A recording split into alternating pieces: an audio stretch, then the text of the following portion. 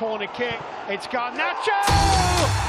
ইউরোপীয় ফুটবলে দুই আর্জেন্টাইন তারকার আগুন জোড়া পারফরমেন্স, তারপরও জয়ের দেখা পেলেন না কেউই। এফএ কাপের সেমিফাইনালে আর্সেনালের বিপক্ষে দুর্দান্ত ছিলেন আলেহান্দ্রো গার্নাচো। ম্যাচের গুরুত্বপূর্ণ সময়ে নিজের গতি, ড্রিবল আর গোল করার কুদা দিয়ে বারবার বিপদে ফেলেছেন আর্সেনাল ডিফেন্সকে। একাই চেলসির আক্রমণে বড় ভরসা হয়ে উঠেছিলেন গার্নাচো। চেলসি যখন 2-0 গোলে পিছিয়ে ম্যাচের 57 মিনিটে প্রথম গোল করে দলকে ম্যাচে ফেরান আলেহান্দ্রো গার্নাচো।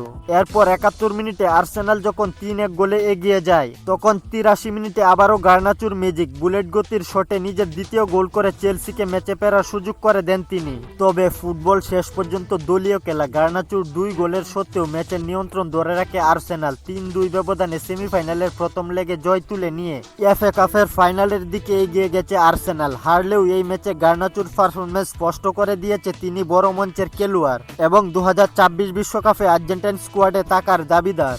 এই রাতে স্পেনে আরেক আর্জেন্টাইন তরুণ ফ্রাঙ্কো মাস্তান্তোনু রিয়াল মাদ্রিদের জার্সিতে আলোচনার কেন্দ্রবিন্দুতে ছিলেন। কোপা দেল রেতে ম্যাচের প্রথম হাফের শেষ মুহূর্তে গুরুত্বপূর্ণ গোল করে রিয়াল মাদ্রিদকে ম্যাচে সমতায় ফিরিয়ে এনেছিলেন ফ্রাঙ্কো মাস্তান্তোনু। রিয়াল মাদ্রিদের জার্সিতে এটা তার দ্বিতীয় গোল। কিন্তু নতুন কোচের অধীনে খেলতে নামা রিয়াল মাদ্রিদ দ্বিতীয়ার্ধে ম্যাচের নিয়ন্ত্রণ ধরে রাখতে ব্যর্থ হয়। অতিরিক্ত সময়ের 94 মিনিটে দ্বিতীয় সারির 17 নম্বর দলের কাছে হেরে কোপা দেল রে থেকে বিদায় নেয় লস ব্রাঙ্কোসরা। তবে দল হারলেও আজকে নিজ নিজ ম্যাচে দুই আর্জেন্টাইন তারকার পারফরমেন্স ছিল নজর কাড়া।